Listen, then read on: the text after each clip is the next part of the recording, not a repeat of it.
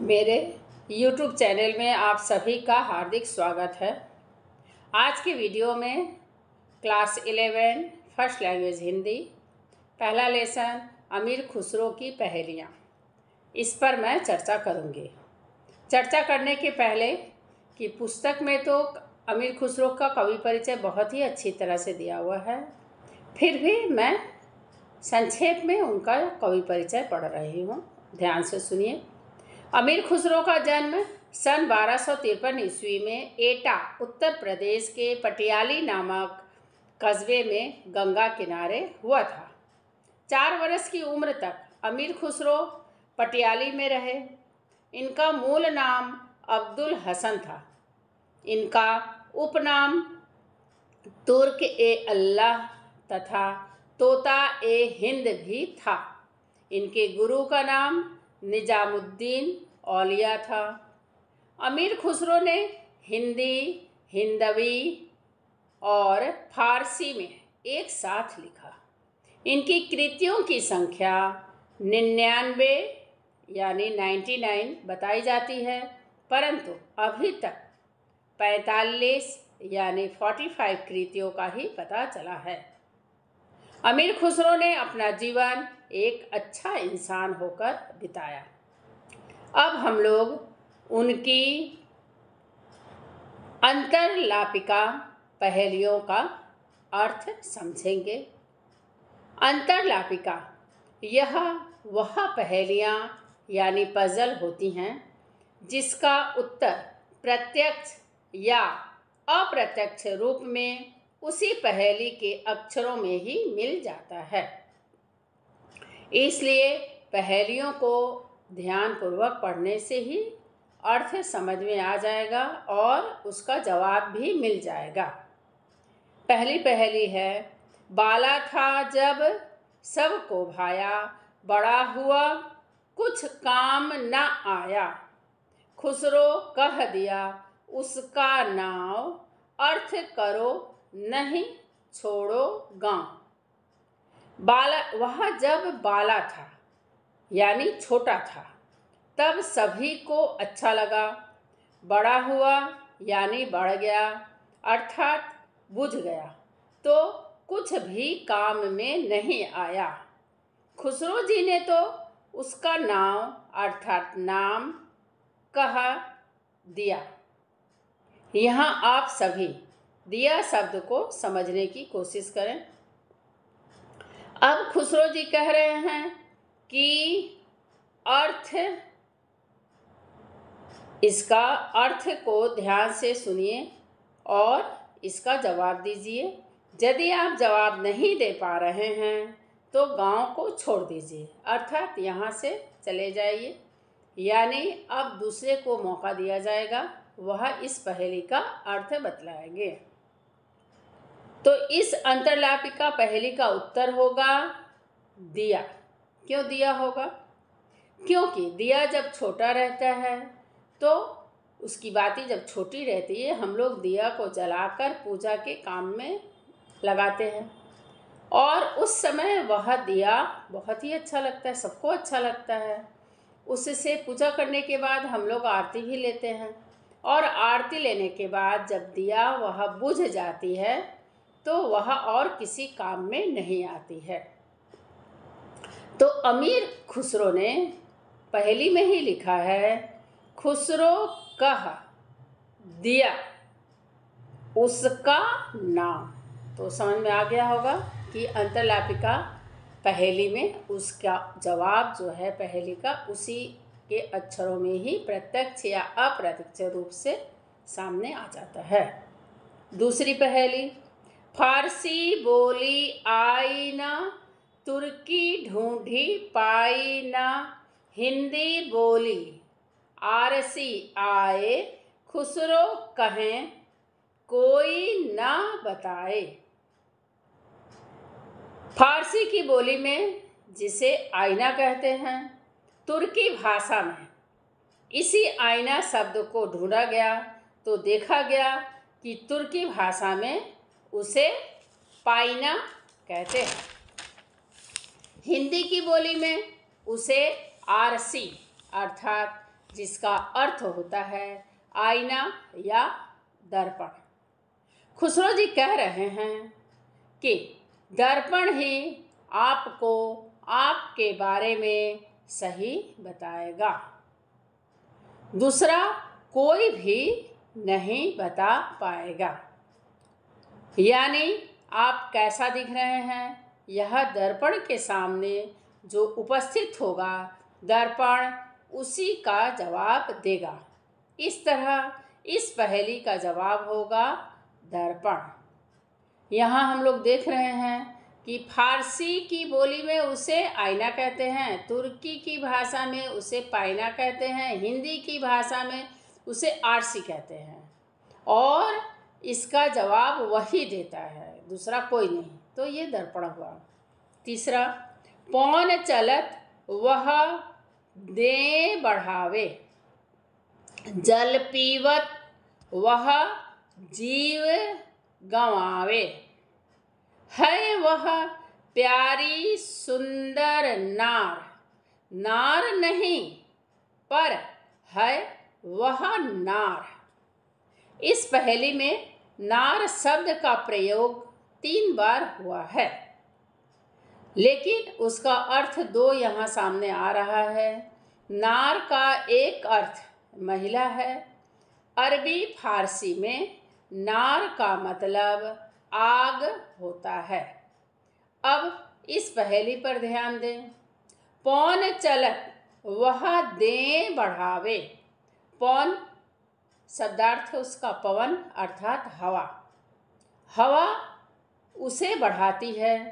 जल पीवत वह जीव गंवाने,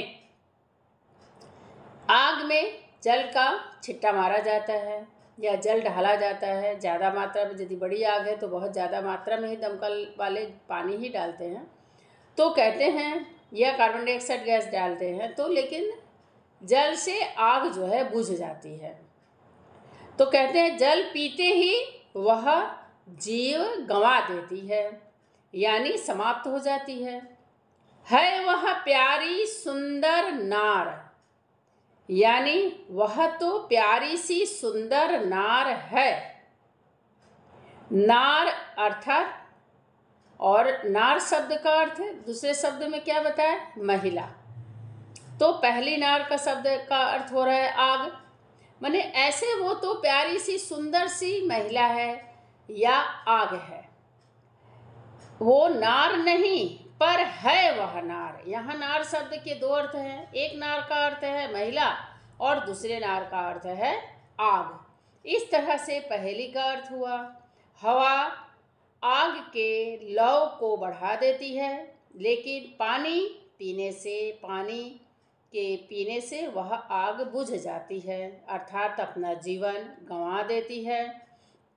वह प्यारी सी सुंदर नार है, परंतु वह नार महिला नहीं है, वह तो आग है। इस तरह इस पहेली का जवाब होगा आग।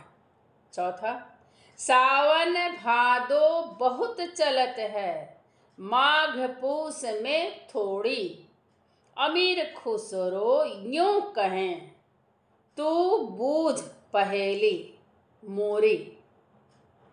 इस पहेली का उत्तर इसी पहेली के अंतिम शब्द में ही है। अंतिम शब्द है मोरी। तो मोरी अर्थात नाला या नाली, जिसे लोग मोड़ी भी कहते हैं। अब ध्यान दें, सावन भादों में बहुत चलत है। सावन और भादों का महीना जो होता है यह वर्षा ऋतु का होता है, जिसकी वजह से इस सावन और भादों महीने में नाला या नाली या मोड़ी में पानी की गति तेज होती है। माघ पूस में थोड़ी, यानी माघ पूस का जो महीना होता है हेमंत ऋतु, ठंड का मौसम होता है, तो इस समय में वर्षा बहुत ही कम कभी कभी होती है, जिसकी वजह से इस नाली या मोड़ी का पानी जो होता है उसकी वेग कम होती है। अमीर खुसरो ने यूँ कहा कि वो अमीर खुसरो जी कहते हैं कि तू बूझ पहेली, इस पहेली को बूझो मोरी, वर्ड लेकिन यहाँ दे दिए, इसलिए इसको अंतरलापिका पहेली कहा जा रहा है। तो खुसरो जी ने तो पहेली का उत्तर बता ही दिया। अब आप लोग यदि पहेली पर ध्यान देंगे तो उत्तर अवश्य ही मिलेगा। तू बूझ पहेली मोरी, मोरी यानी नाला या नाली या मोहरे। पांचवा पहेली, गोल मटोल और छोटा मोटा, गोल मटोल और छोटा मोटा हरदम वह तो जमी पर लोटा। लोटा शब्द से हम लोग अवश्य ही परिचित हैं।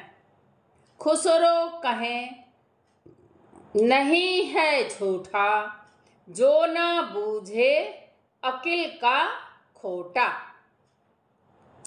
इस पहेली का जवाब भी पहेली में ही है।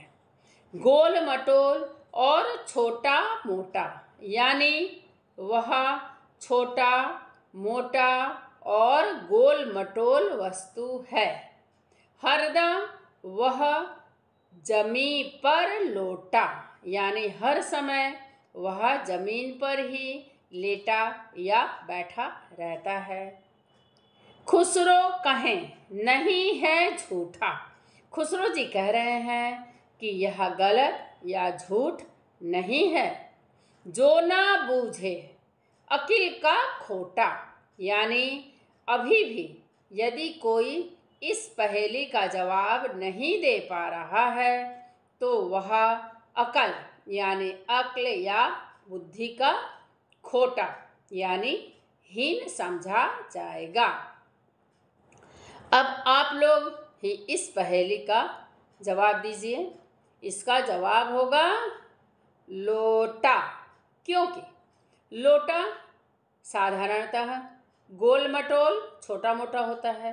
ज़्यादातर जमीन पर ही उसे पूजा करने के बाद रखा जाता है। जल भी भरकर जमीन में ही रखा जाता है। तो इस तरह से हम लोग अमीर खुसरो की 5 अंतरलापिका पहेली का अध्ययन किए हैं।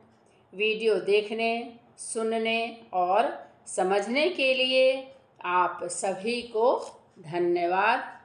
हम लोग अगले वीडियो में खुसरो जी की जो बहिर्लापिका पहेली है, इस पहेली का अध्ययन करेंगे। धन्यवाद। फिर मिलेंगे।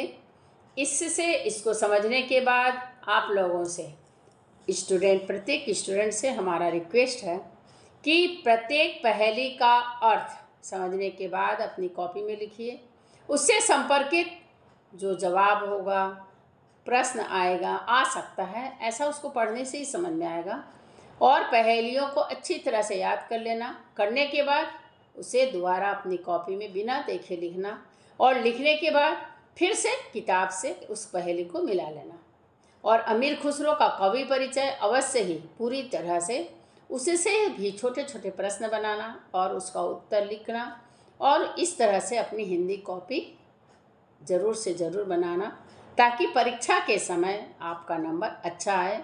सही तरीके से पढ़ाई करने पर ही नंबर अच्छा आता है। तो अब हम लोग अगले वीडियो में मिलेंगे।